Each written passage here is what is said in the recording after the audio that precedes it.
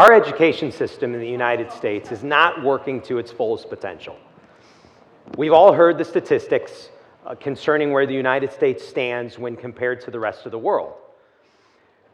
The Organization for Economic Cooperation and Development states that in their last study that the United States ranks 36th in the world in reading, 23rd in math, and 23rd in science. Now, these results may seem staggering to you, because they are to me. And it's not to say that it's not because of funding.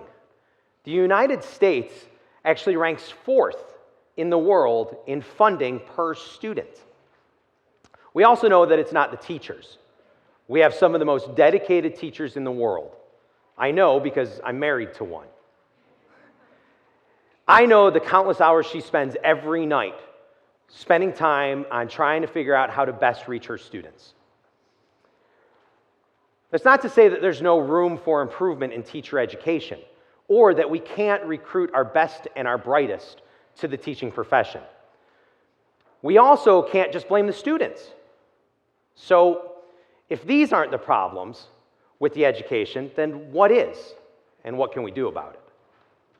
In order for us to understand where we need to go, perhaps we need to rethink where we came from.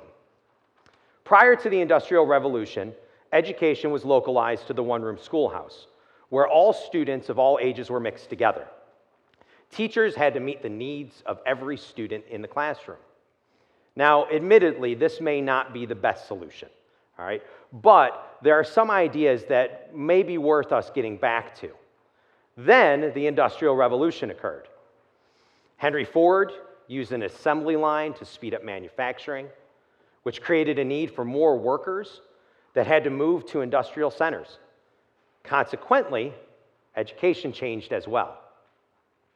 The industrial age saw the rise of the factory assembly line, increased efficiency, and created a system in which management aimed at keeping workers submissive and controlled. This model was then applied to K-12 education and eventually to higher education. Today, education continues to follow the same model of teaching and learning, one in which students are controlled.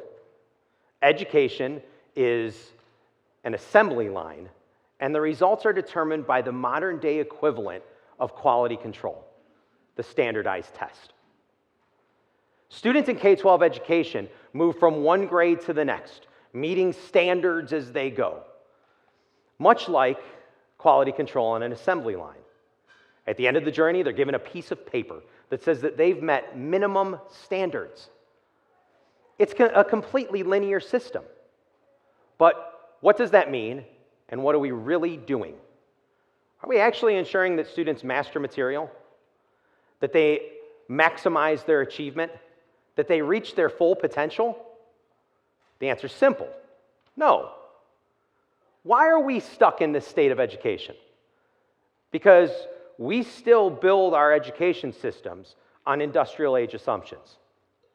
We assume that schools are run by specialists who want to maintain control, that knowledge is inherently fragmented, and that schools communicate the truth, and that learning is primarily individualistic, and competition actually accelerates learning.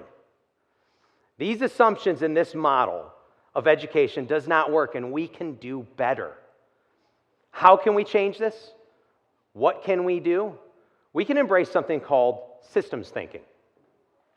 Systems thinking is the belief that an organization is a system, meaning that there are organizational properties and an interrelated whole. The application of systems thinking in an academic setting allows administration to gain an understanding of the components in a system that have complex relationships, and that they cannot be understood through the study of the individual parts.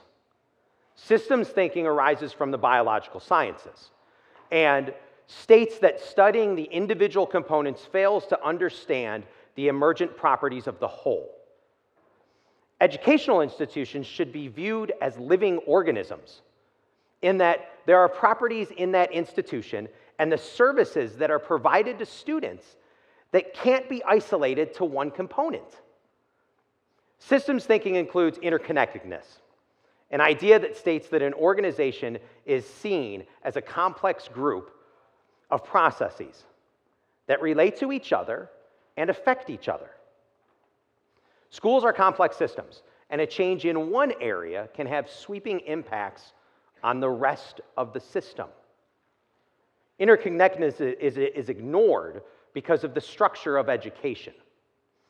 Instead of individualizing plans for students and creating an atmosphere where students master core concepts before moving on to other concepts,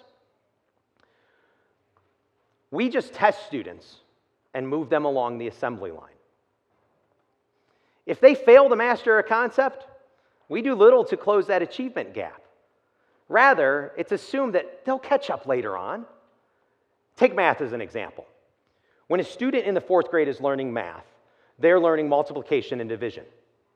But what happens if they still have problems with basic addition? What if on those previous tests that they scored an 80%, they didn't master that material, but we just pushed them on to harder material? But hey, as long as they're minimally proficient on those standardized exams, then the district must be doing their job and we can move them along this assembly line. System theory also uses something called reinforcing processes. This reinforcing processes leads to feedback that either directly leads to growth or decline. This can be seen in schools where a small change in one area has a large change in another area. The intended or unintended consequences of these changes continue to amplify a potentially negative result year after year.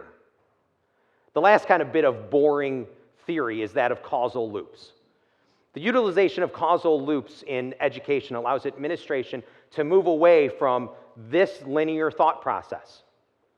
It helps them move away and recognize that systems are circular.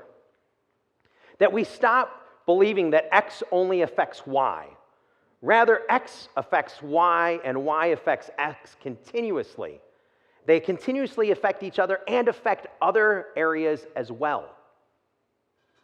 But this doesn't address the real problem in K-12 education and how it can be changed. The real problem is not the students or the teachers. Rather, the real problem is in our management of education. It lies in how administration currently views education, how problems are addressed, and how solutions are framed. In the case of problem solving in education, systems thinking forces administrations to examine all of the aspects of their organization with an understanding that each component relates to every other component. Take, for example, the case of a school district that saw a massive decline in graduation rates. The district had just passed a levy, and the citizens were outraged. Administration reacted by trying to figure out what went wrong at the high school level. They actually tried to solve the problem at the high school level and where could they throw the money at the high school level. But after looking at the district as a system, what they found out was something fascinating. When they looked at the classes that had low graduation rates, what they discovered is that the students who failed to graduate missed a large amount of school in the 3rd grade. Now, why was that important?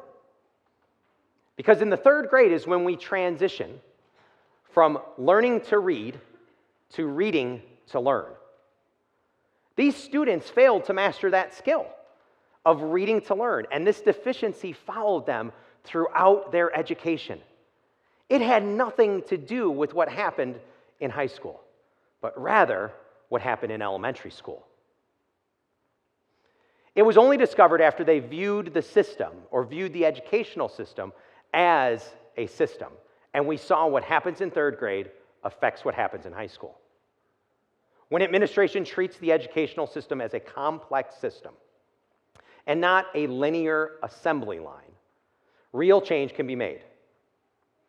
The process of examining all the components of a school system creates an environment in which systems in themselves examine the problems in a global aspect and not as isolated events.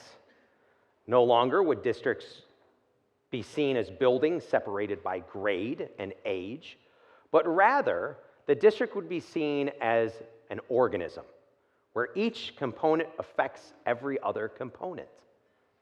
What happens in the elementary building would have a direct impact on what happens in the high school. Changing the curriculum in the middle school would have a direct impact on what is expected of a kindergarten teacher. A school district, and more importantly, school administration, would therefore view problems as an issue with the whole organism and not only one portion of the organization. So how can administration make this change? It could start by bringing together teachers to create a unified curriculum across school districts. To be bold and no longer group students by age, but rather by progress. Administration could see achievement gaps as something to close and not something to explain away. We must also stop isolating components and treating education as that linear assembly line. Rather, we could understand that each component in a district affects all the others. The arts, academics, extracurricular activities, even athletics. If we start treating schools like a system, we'll begin to treat schools as a web of social relationships where teachers and parents and students and friends and family will explore how to integrate diverse subjects into meaningful experiences. And we'll continuously reflect upon the educational theories that we use. We'll begin to realize that when schools are actually treated as living systems, then they're constantly evolving. When a district takes a systems thinking approach, the entire district views problems and outcomes differently. Poor test scores may be seen as more of a result than only what happens in the classroom, but also what happens at home and in the community, and that it will recognize the intangibles that every student uniquely brings to their class. Clearly, an isolated view of the problems fails to yield a globalization of thought that systems thinking advocates. There's clearly a problem in K-12 education. When we rank in the middle, but spend almost more than any other country per student. A basic understanding of systems thinking and systems theory and its principles and concepts could be the catalyst for change in K-12 education. We have to stop seeing students as products of a machine. Not all students learn in the same way or at the same pace. We also must stop allowing administrators and those who make decisions to make policy that is reactionary. Rather, viewing education as a system forces administrators to look deeper and create solutions that address not just the problem, but also the cause of the problem. And they develop an appreciation that there's a deep connection between everything involved in a district. The use of systems thinking is a possible method that can close the overall achievement gap and an individual student's achievement gap. But it can't just be a result of a talk like this, right? It has to take brave leaders who want to create sustained change and who want to lead rather than protect a system that isn't working. Thank you.